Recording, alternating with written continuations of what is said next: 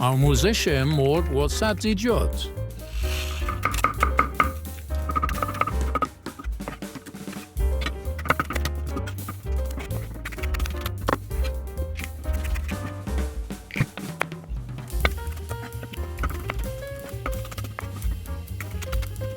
ما امروز یه غذا داریم به نام چاینا فود ویت چیکن، یعنی مرغ با سبزیجات. 3 نوع فلفل دلمه‌ای با یه فلفل تند، هویج، پیاز، سیر، قارچ، لیمو ترش برای تزیینش. مرغ هم که سینه مرغ خلالی خورد شده. بعد نمک، فلفل، یه کمی آرد، مثلا میشه گفت 5 گرم آرد. پیاز و سیر رو میریزیم داخل تاومون. یک کمی آب پیاز کشیده بشه.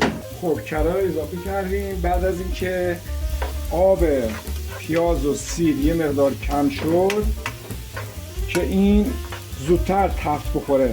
سیر این باید زیاد باشه چون یه غذای فوریه. حالا هویج اضافه میکنیم چون هویج یه خورده دیرتر میپزه. خب این الان تقریبا اونی که من میخواستم شد، یعنی نرم شد، هویجم نرم شد.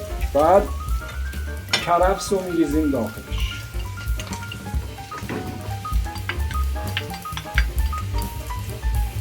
خب اینم دوباره یه هم میزنیم.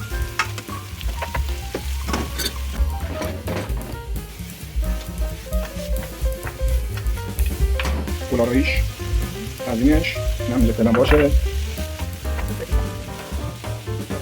بعد ما نمک و فلفل سیاه، فلفل قرمز هم باشه باز خوبه. یک کم هم آرد برای اینکه آب اینو جمع کنه سبزیجات رو. آب میندازیم. مرغ هم اینجا اضافه میکنیم.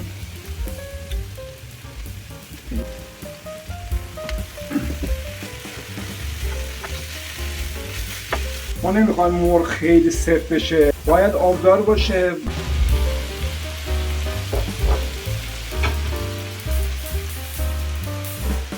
قارچ هم اینم اضافه میکنیم آخر کار.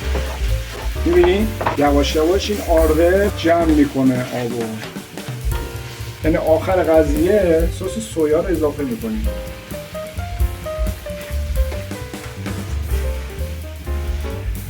تزیین میکنیم.